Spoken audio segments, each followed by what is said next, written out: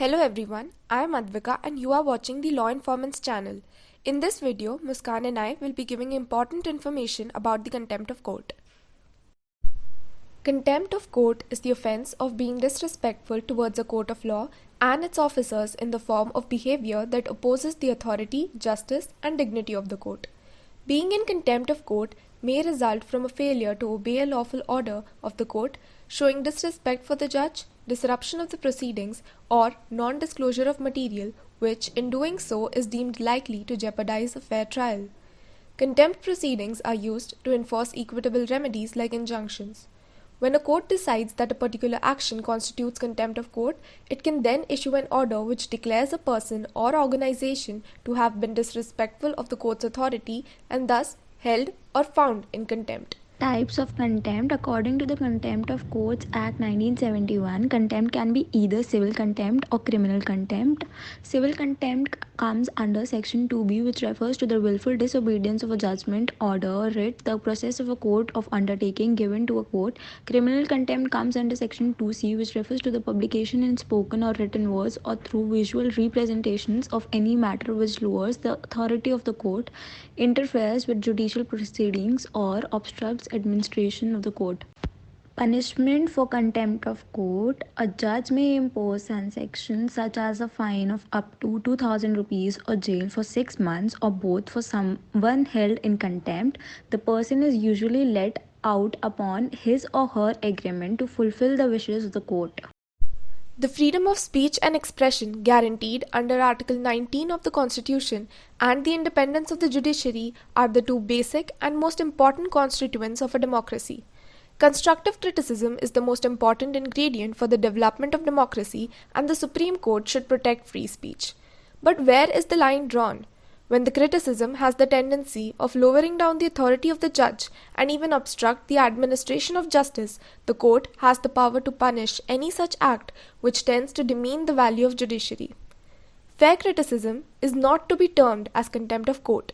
However, the irony of the situation is highlighted when it is the judiciary against whom the remark has been made gets the power to decide whether the same was constructive in nature or not. Example of this is the recent contempt of court case in India, wherein the Supreme Court had initiated contempt proceedings against Advocate Prashant Bhushan for his tweets against current Chief Justice of India, S.A. Bobde. His 2009 interview with Tehelka magazine, wherein he questioned the integrity of a few past Chief Justice of India and some of his other recent tweets where he was questioned the long absence or limited functioning of the courts during the initial days of the lockdown period. However, when the contempt proceedings were initiated, Mr. Bhushan offered an apology and clarified that he meant no disrespect to the office of the Chief Justice of India.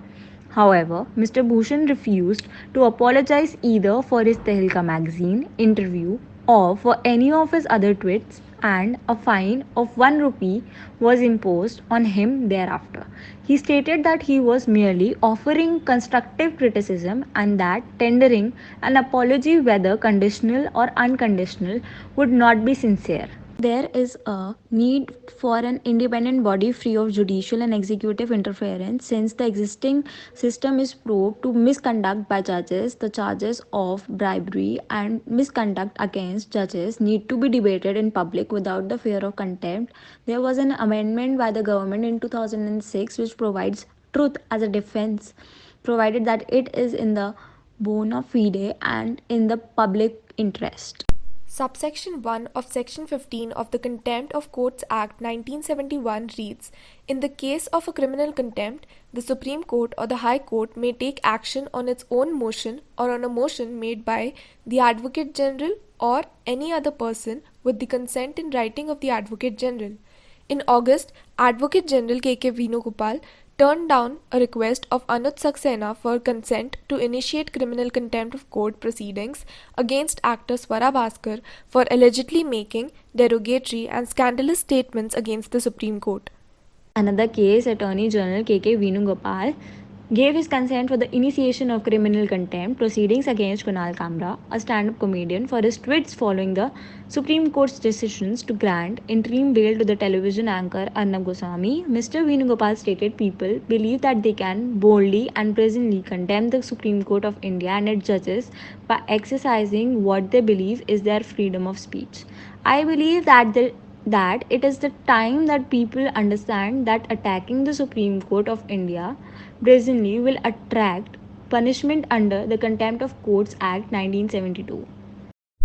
Contempt of court refers to the conduct that disrespects, insults, or disobeys the authority and dignity of a court. Judges typically have a lot of discretion in deciding whom to hold in contempt and the type of contempt, which is either civil contempt or criminal contempt. The existing rule relating to contempt of lower courts is unsatisfactory and misleading in India. Contempt of court should not be used as a weapon that the Supreme Court wields to preserve its honor. If contempt of court is seen from the perspective of the judges, it reflects the court's power to control hate and disobedience towards the court of law. But from the perspective of common people, it seems to have a bad impact as it often appears to be against the freedom of speech and expression provided in the Constitution. I hope you liked the video. Thank you for watching. Subscribe to the channel for more updates and stay tuned for more information. To know more about Law Informants, click on the link given in the description box.